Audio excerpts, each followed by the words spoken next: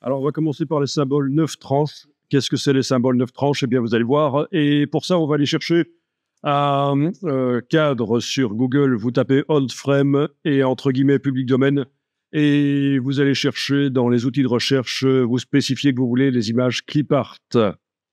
Donc, Old Frame, public domaine entre guillemets, image clip art. Et en fait, on va démarrer d'un de ceux-là, en fait. Sans doute celui-ci qui fait 850 pixels sur 1100.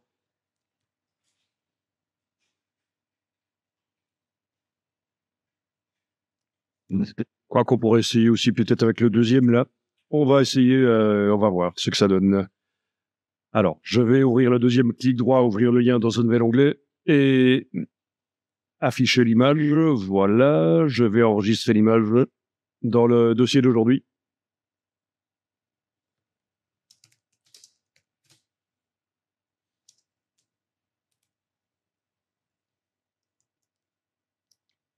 Je crée un document Illustrator dans Illustrator. A4 horizontal RVB, ok. Donc, pour trouver le cadre, je répète, Old Frame et entre guillemets, public domaine. Dans les images, spécifiquement, je dis que je recherche les images qui partent.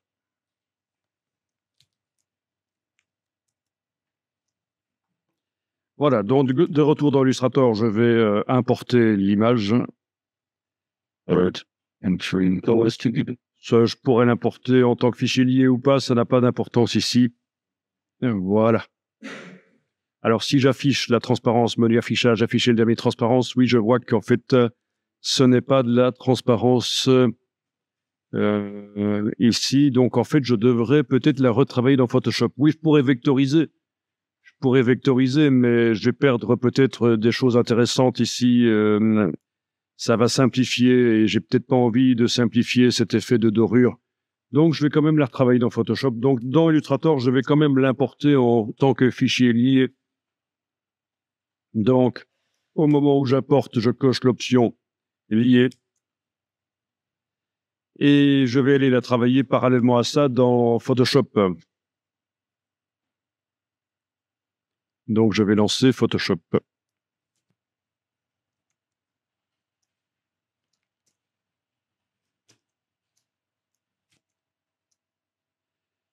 Donc voilà, dans Photoshop, je vais ouvrir la même image.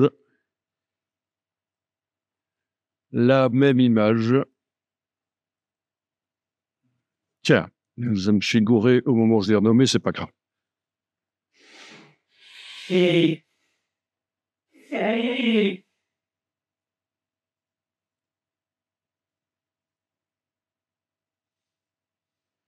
Ok, donc c'est en fait du PNG actuellement.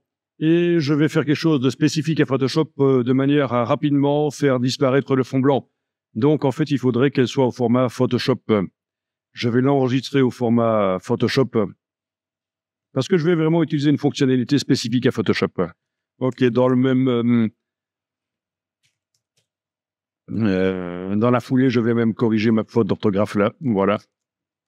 Donc, format .psd. Dans Illustrator, il faut que je supprime le PNG ici et que j'importe en fait le PSD.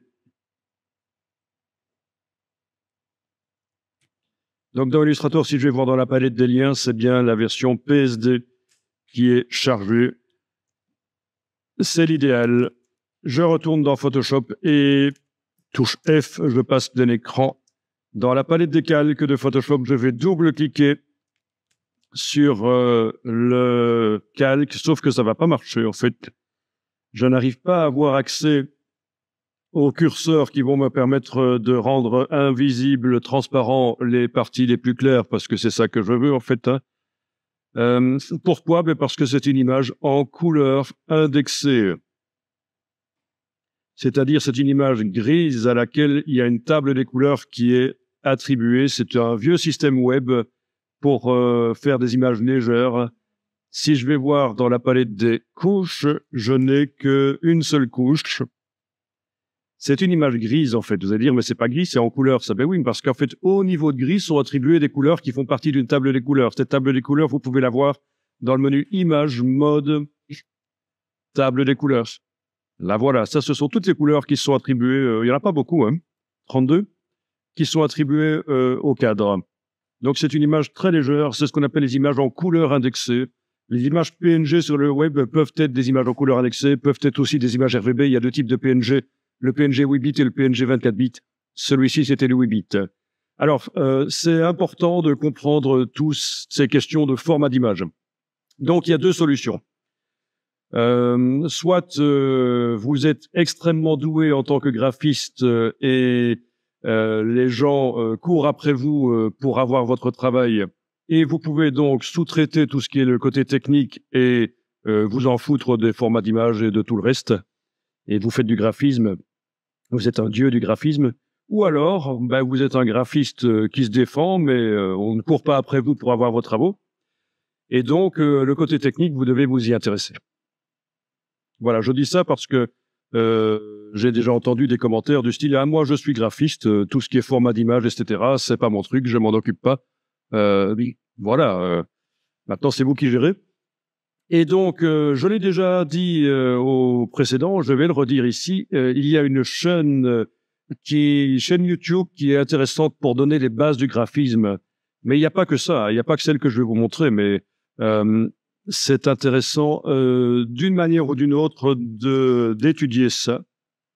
Voilà, Illico TV, si vous avez l'occasion à un certain moment d'aller jeter un coup d'œil sur cette chaîne qui est faite par des Canadiens et qui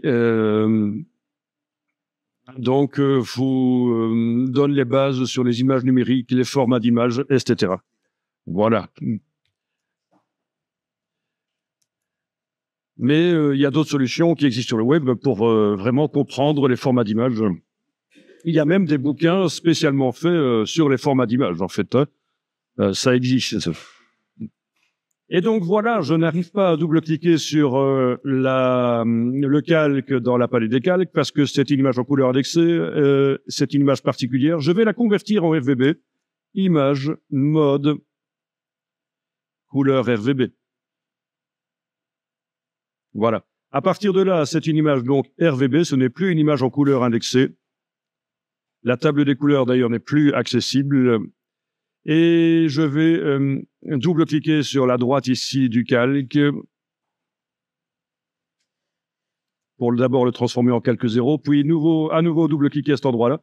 Et j'ai les curseurs d'écrêtage, c'est-à-dire écrêter, rendre invisible certaines choses en fonction de la luminosité du calque. Et donc, je vais prendre le curseur de droite, le déplacer vers la gauche, il n'y a pas le choix. Je ne peux pas le déplacer vers la droite, il est déjà complètement à droite. Voilà. De manière à rendre invisibles les parties les plus claires.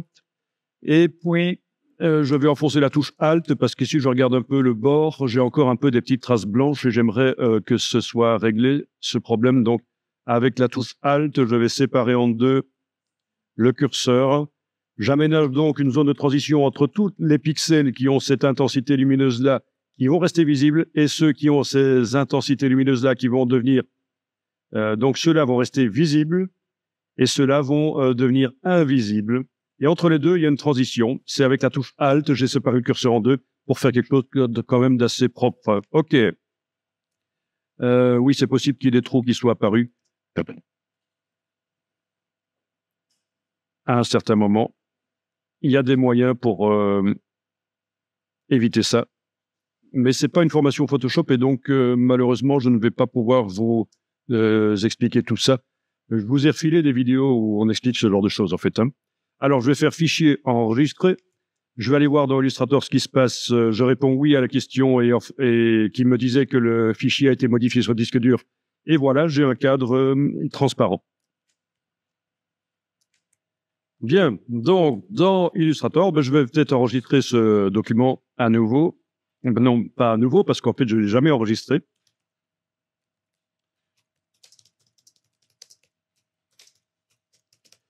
Oui, je prends l'habitude de ne pas mettre d'accent parce que ça ne fait que poser des problèmes quand on met des accents dans les noms de fichiers. En fait, dès qu'on commence à envoyer ça sur des serveurs, sur le web, ça devient du n'importe quoi. Donc, j'ai plusieurs habitudes au niveau du nom de nommage des fichiers. Je le fais pas chaque fois, mais mettre à la place des espaces, mettre des tirets ou des underscores. Ne pas utiliser d'accent, ne jamais commencer un nom de fichier par un chiffre. Enfin voilà, c'est toutes des habitudes un peu web. Mais si on ne fait que rester sur son ordinateur, ça va, hein, ça ne pose pas de problème. Ok. Donc, voilà le cadre. Et je vais le transformer. Maintenant, je peux passer en affichage masqué damier transparence. Je sais qu'il est transparent. Quoique, tout à l'heure, j'y reviendrai pour quand même vérifier. Et je vais donc le transformer, ce cadre, en un symbole. Je vais le transformer en un symbole et donc, je vais dans la palette des symboles. C'est l'icône du petit trèfle sur la droite, là, si vous utilisez l'icône de droite. Et on va voir ce qui va se passer si j'essaye de déplacer cette image dans la palette des symboles. On va voir. Ok. Il a l'air de vouloir le faire. Malgré que c'est une image liée. Je vais cocher ici l'option « Activer les repères pour la mise à échelle en 9 tranches ». Mais bon, finalement, je ne vais pas la cocher parce que je vais faire comme si j'avais oublié de la cocher. Ok. Ok, ben il me le dit après que ça ne peut pas contenir d'image liée, je le savais. Donc, je vais devoir transformer cette image. Et je suis même pas sûr que le symbole 9 tranches sur une image, ça marchera en fait. On va voir. Il faudra quand même que je vectorise peut-être. Il faudra sans doute que je vectorise. En tout cas, voilà, j'ai l'image qui est là. Je vais en fait l'incorporer par le menu de la palette des liens. Image incorporée. OK. Voilà. Il n'y a plus de diagonale. Est-ce qu'il m'a conservé ma transparence? Oui, OK. La transparence a été conservée, ça c'est bien. Malgré que je viens d'incorporer l'image. Donc, plus les diagonales y sont plus. C'est plus une image liée. J'ai la petite icône ici. Ça m'a dit que c'est une image incorporée. Donc, c'est parfait. Je vais la déplacer vers la palette symbole. OK. Et elle y va. Où est-il? Comment je l'ai appelé? Elle y va ou elle y va pas? Je vais essayer. Ah, il a fallu le temps qu'elle arrive. Maintenant, je l'ai 2 fois. C'est malin.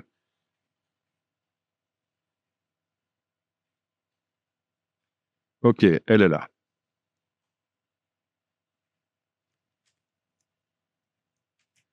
OK, ça marche pour tout le monde pour transformer le symbole. Bien. Alors, donc, j'avais dit que j'allais faire exprès d'oublier d'activer le 9 tranches, donc je vais le faire ici. Je sélectionne le symbole, puisque depuis que j'ai déplacé le cadre dans la palette des symboles, bien, le cadre sur le plan de travail est devenu lui-même un symbole, en fait. Hein. Donc, j'active le symbole d'une manière ou d'une autre. Je vais activer celui-là. En fait, voilà, il faut que j'encadre le symbole que je vais modifier, que je l'encadre dans la palette des symboles. Ensuite, je vais dans le menu de la palette des symboles jusque options de symbole et je retrouve toutes les options que j'avais tout à l'heure. Donc, je vais appeler ça cadre. Je suis super en forme aujourd'hui. Cadre. Et ce que je devais faire, c'est activer les repères pour la mise à échelle en 9 tranches. Voilà. Bien. OK, et alors là, je vais double-cliquer sur le symbole dans la palette des symboles, pas sur le plan de travail, dans la palette des symboles, je double-clique sur le symbole, et on voit que je viens de faire passer le symbole en mode isolation. J'ai le fil d'Ariane qui apparaît là au-dessus. Et je vois, parce que j'ai enclenché l'option de tranche, je vois des petits pointillés qui sont en fait les 9 tranches. Il y en a 9. J'ai 9 parties. 1, 2, 3, 4, 5, 6, 7, 8, 9. 9 tranches. Et donc, je dois décider, tiens, dans cette image, qu'est-ce qui va ne pas bouger quand je redimensionne? Encore une fois, je vous rappelle, sur une image pixel, ça risque de ne pas marcher, mais le principe qu'on voit ici est le même que quand on travaille sur des choses qui marchent. Donc, ça risque de ne pas marcher, on va voir. Donc, vous déplacez en fait les choses de manière à décider, tiens, cette partie-là au centre va pouvoir s'agrandir comme on veut. Par contre, les parties aux extérieurs, et surtout celles du coin ne vont pas s'agrandir.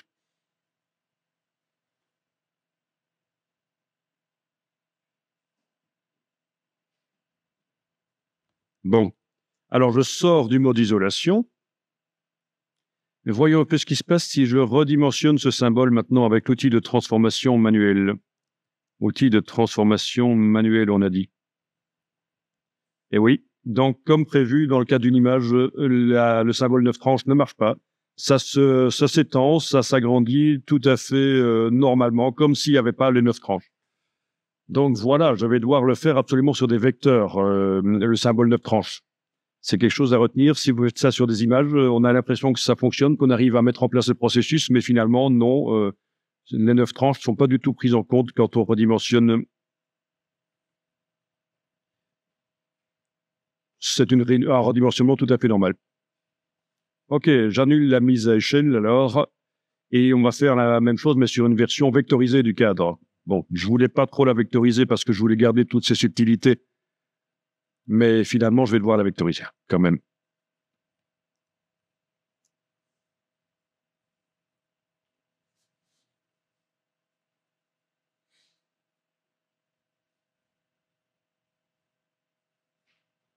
Ok, vous allez pouvoir supprimer ça du plan de travail et on va retourner dans Photoshop. Et dans Photoshop, je vais remettre les curseurs en place parce qu'en fait, ça ne sert à rien de rendre le blanc invisible dans Photoshop si je dois vectoriser l'image, de toute façon. Parce que la transparence dans Illustrator est considérée comme étant du blanc, en fait. On l'a déjà vu, quand on vectorise, s'il y a des parties transparentes dans l'image, c'est vu comme étant du blanc par Illustrator. Alors j'aime autant retourner dans Photoshop, double-cliquer sur mon calque, remettre les curseurs en place et faire fichier enregistré, et puis venir recharger l'image dans Illustrator. Image PSD. Moi, j'aurais pu démarrer de la PNG aussi, finalement. Mais donc, voilà. Si je demande d'afficher de la mini-transparence, ben, je vois que il n'y a pas de transparence. C'est pas un problème. Je vais vectoriser cette image. Donc, menu fenêtre, vectorisation de l'image. Je coche la case aperçue. Dans les options de vectorisation, les options avancées, je vais cocher ignorer le blanc. Voilà. Bon, ben en noir et blanc, c'est pas si mal que ça. Alors, le curseur seuil peut me servir à déterminer la manière dont les pixels blancs et noirs, non, la manière dont les pixels originaux de l'image, tous les pixels dorés là, entre guillemets, sont convertis en noir et en blanc. Donc, le curseur seuil, on avait déjà testé ça, mais c'était sur une image qui était déjà très noir et blanc au départ, et donc le curseur seuil ne servait pas à grand-chose. Ici, vous voyez vraiment à quoi il peut servir, le curseur seuil. Bah. Bon, ben vous pouvez faire ça sur l'image, la version noir et blanc si vous voulez. Sinon, vous pouvez aussi faire une version couleur, mode couleur.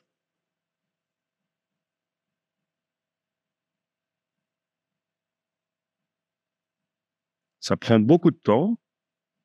C'est limite si ça vaudrait pas la peine d'aller réduire la taille de l'image dans Photoshop pour que ça aille plus vite. Ok, voilà. Est-ce que ça va d'une manière ou d'une autre? Vous arrivez à faire soit une version noir et blanc, soit une version couleur de cette image. Ici, c'est 30 couleurs. C'est vrai que je pourrais tenter de réduire éventuellement. Voyons ce que ça donne avec 12. Mais 30, c'est pas mal. Dans ce cas-ci.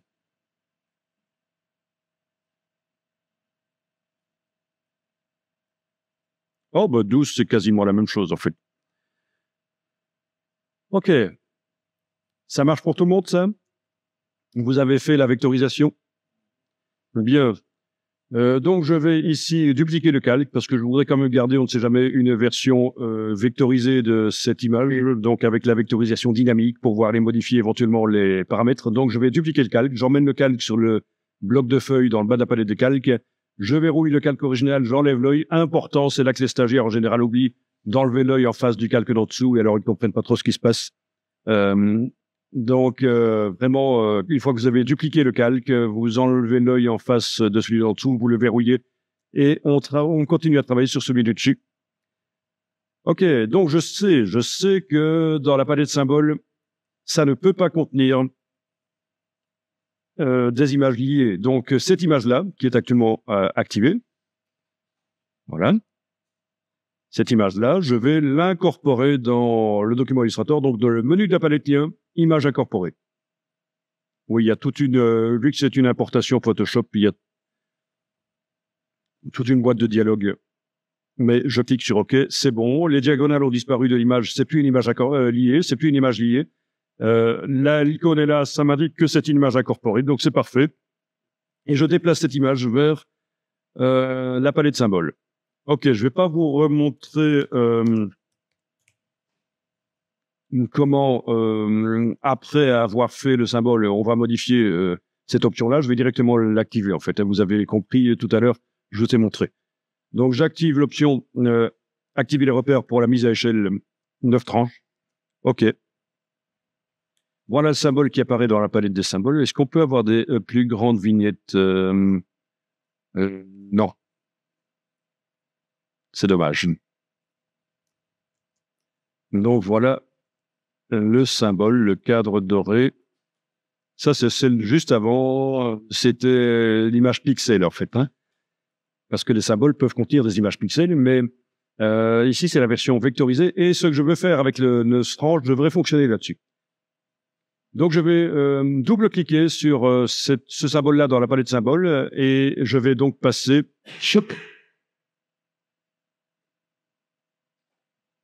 C'est toujours une vectorisation. Je vais donc passer en mode isolation. OK. Et c'est... Ceci, je vais le déplacer.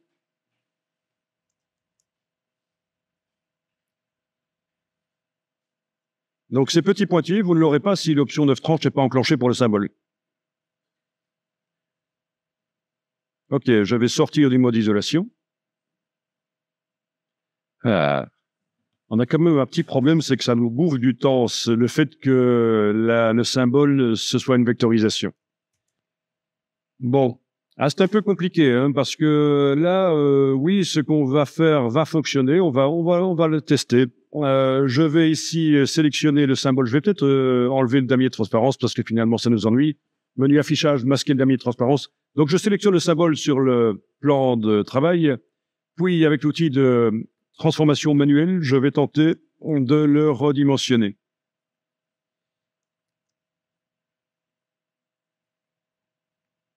Et voilà, ça fonctionne. Par rapport à tout à l'heure, vous voyez la différence? Les coins du cadre restent tels qu'ils sont, quelle que soit la dimension que je donne à ce cadre, les coins restent tels qu'ils sont vraiment. Les parties qui s'allongent, ben, c'est les côtés. Et encore, ils s'allongent, mais ce nouvel outil de transformation d'Illustrator me gonfle un peu.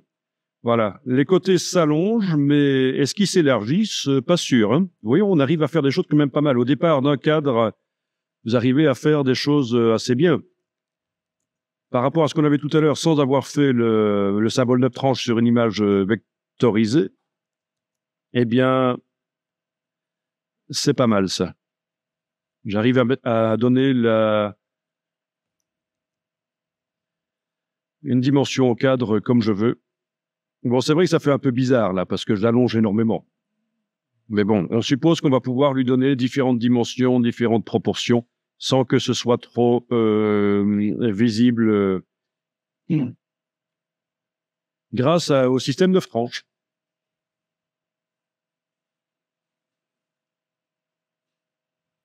Bon, je craignais que chaque fois que j'allais transformer avec l'outil de transformation, ça me remette la vectorisation, les petits curseurs qui revectorisent à chaque fois, mais non, en fait, ça ne le fait pas.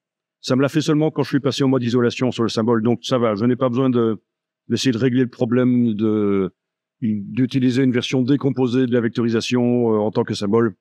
Je peux continuer à garder cette version qui est en fait une vectorisation dynamique. Ok, donc amusant ça. Je vais essayer ici avec une autre image Tiens, voilà, enregistrer sous, c'est un PNG, ok, importer. Voilà. Donc, le vectoriser, puisque je sais que si je garde cette image en tant que pixel, ça ne marchera pas. Au fait, est-ce que c'était pas une version SVG par hasard? Non, c'est du PNG. Donc, menu fenêtre vectorisation de l'image. Cocher la case aperçue. Et voilà. Dire que je veux une version couleur, éventuellement. Voilà. Ignorer le blanc. Bien. Donc, je viens de faire une vectorisation comme j'ai fait sur le cadre, en fait. Hein. Bien. Cette image qui est liée actuellement, ça ne me servait pas à grand-chose de la lier, d'ailleurs, de l'ouvrir en tant qu'image liée, parce que je ne vais pas la modifier dans Photoshop, là. Quoique, je pourrais. Hein. Je pourrais l'ouvrir dans Photoshop. Voilà, et mettre un calque de réglage, menu calque, nouveau calque de réglage de type teinte saturation. Ça vous faites pas, hein, je vous montre simplement, je vais vite, c'est parce que je vous montre simplement un autre exemple. Et je vais aller dire que je vais modifier les cyan. Donc, j'ai mis un nouveau calque de réglage, menu calque, nouveau calque de réglage de type teinte saturation dans Photoshop au-dessus du calque de l'image. Je vais aller indiquer que je modifie les cyans et voilà, j'arrive à modifier tout ce qui est cyan dans l'image et pas la couleur de peau ni les chaussures, donc puisqu'elles ne sont pas couleur cyan. Voilà. Ok, on va dire c'est bon comme ça.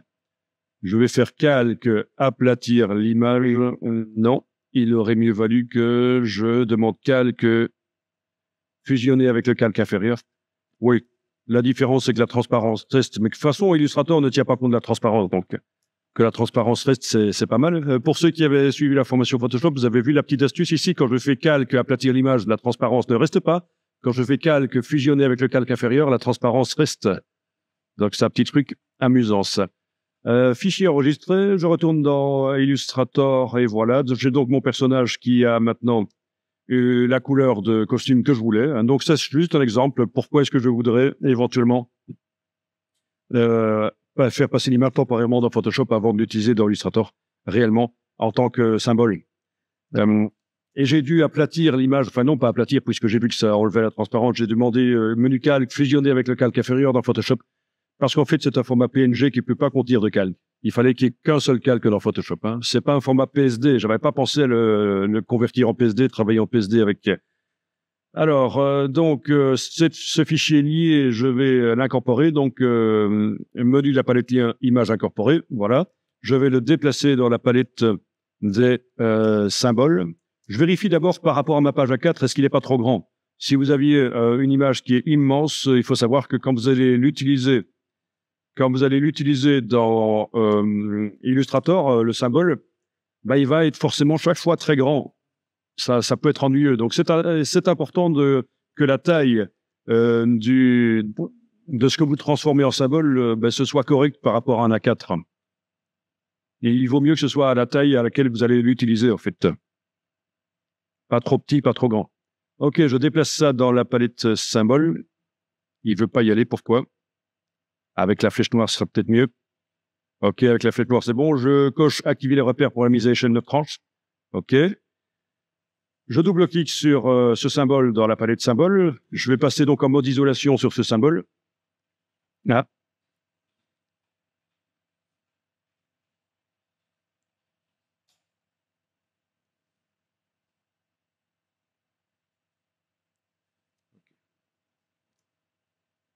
J'ai les bords de l'image du cadre qui m'ennuie là. Ok. J'ai fait fenêtre, masquer les plans de travail temporairement parce que ça entrait, il arrivait juste sur le bord du cadre. Et donc, je vais ici bouger les petits pointillés. Je suis en train de décider, tiens, qu'est-ce qui ne va pas bouger quand je redimensionne ce symbole? Qu'est-ce qui va bouger le plus, en fait? Ce qui va bouger le plus, c'est ce qui est là au centre, en fait. Hein. Et ce qui ne va pas bouger, c'est... la tête va peut-être s'allonger un peu quand même. Donc, je sors du mode isolation.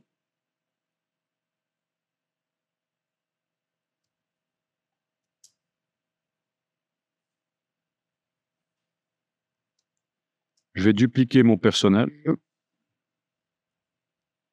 Je vais le transformer avec l'outil de transformation manuelle. Et voilà. Vous avez la tête qui, elle bouge quasiment pas, c'est bien. Et les pieds non plus, ça bouge pas. Donc, j'ai un personnage qui s'allonge. OK. Grâce au symbole 9 tranches. Je vais à nouveau dupliquer le personnage avec la flèche noire. Je le déplace en enfonçant la touche Alt.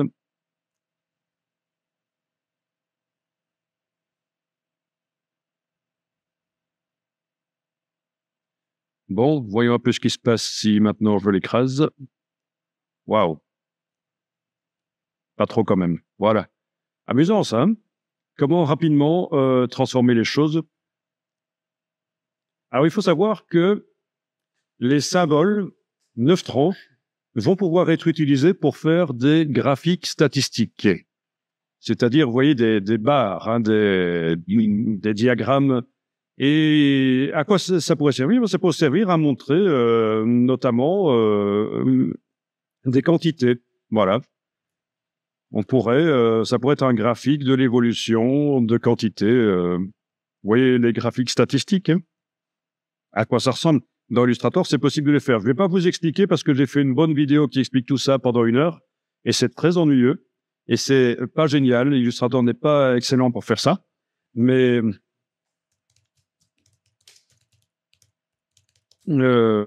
si vous voulez, vous n'aurez qu'à regarder. Donc voilà typiquement des graphiques statistiques basiques. Peut-être qu'on peut les générer au départ d'Excel notamment. C'est très ennuyeux, mais on peut en faire des plus graphiques en fait, avec des éléments graphiques. Je n'en vois pas ici. Oui, il y a des choses amusantes à faire, hein. Ici, par exemple, ce genre de choses.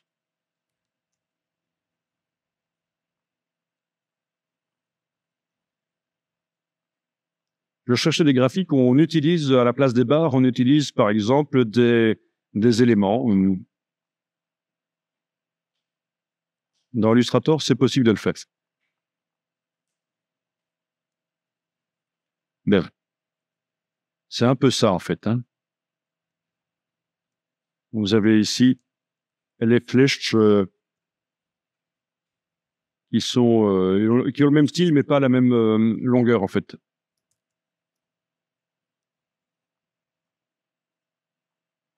OK.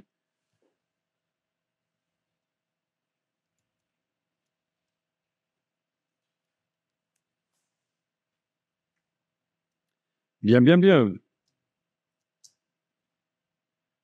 Si je voulais leur donner des couleurs différentes, une fois que j'ai fait ça, il faudrait que je décompose, en fait, hein.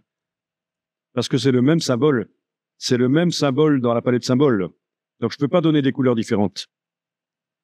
Donc, je sélectionne les 3 ici, je fais objet et décomposer. Ça transforme tout en vecteur. Ça suppose que je dois plus changer les tailles, bien sûr. Et puis, je vais pouvoir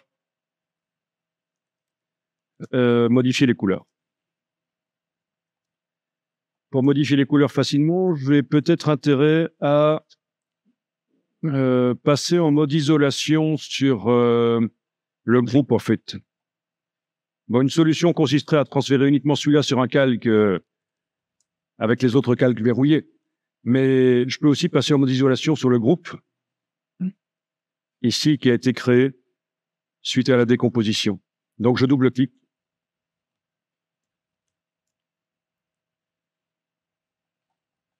Ah ben oui, ça ne marche pas, j'ai désactivé le double-clic pour passer en mode isolation. Donc, je vais faire clic droit, isoler le groupe sélectionné.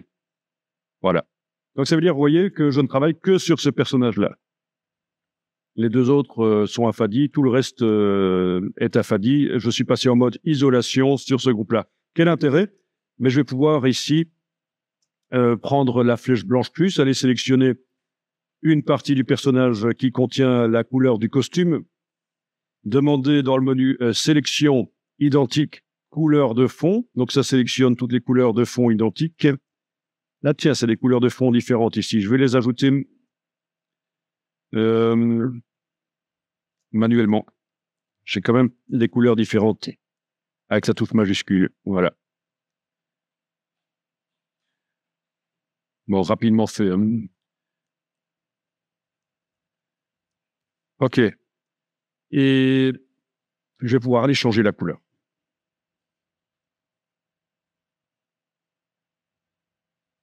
Voilà. OK, je sors du mode isolation. Je vais passer en mode isolation sur l'autre ici. Clic droit. Ah non, je suis pas tout à fait sorti du mode isolation. Voilà. OK. Clic droit ici, isoler le groupe sélectionné. Donc, je travaille sur maintenant le personnage de gauche, le petit. Les autres sont affadis. Avec la flèche blanche plus, je sélectionne.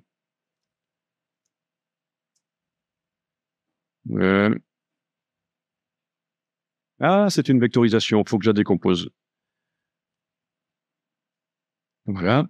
Objet, vectorisation décomposé. Donc, je sélectionne un de ces parties ici du vêtement. Menu sélection, identique, couleur de fond. Avec la touche majuscule, je vais ajouter les autres vite fait et changer sa couleur. Voilà. Hop. Je sors du mode isolation. D'accord, juste pour vous montrer que si on voulait différencier les personnages, non seulement par la taille, mais aussi par la couleur des costumes, il faudra donc décomposer le symbole. J'ai fait une copie des 3 symboles qui sont là au-dessus, enfin du symbole en 3 dimensions, dans 3 tailles différentes. J'ai fait une copie en dessous, j'ai décomposé, objet, vectorisation décomposé.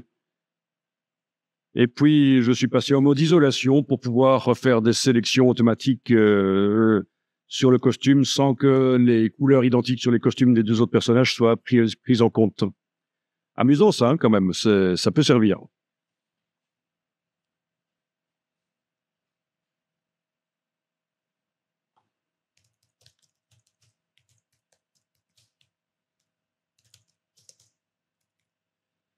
Voilà.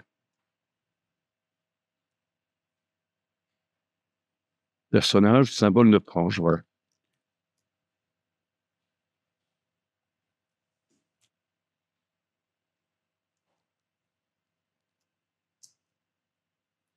Au passage, j'ai pris ici une image qui était dans le domaine public. Faites attention, ne prenez pas des images qui ne sont pas dans le domaine public. Donc, c'est sur un site qui s'appelle PD4, PD4Pic, donc public domaine. Donc, il y a beaucoup de chances que ce soit réellement dans le domaine public, même si je vais vraiment utiliser ça dans un but commercial, je dois vraiment aller voir le détail sur la page, être sûr que c'est dans le domaine public.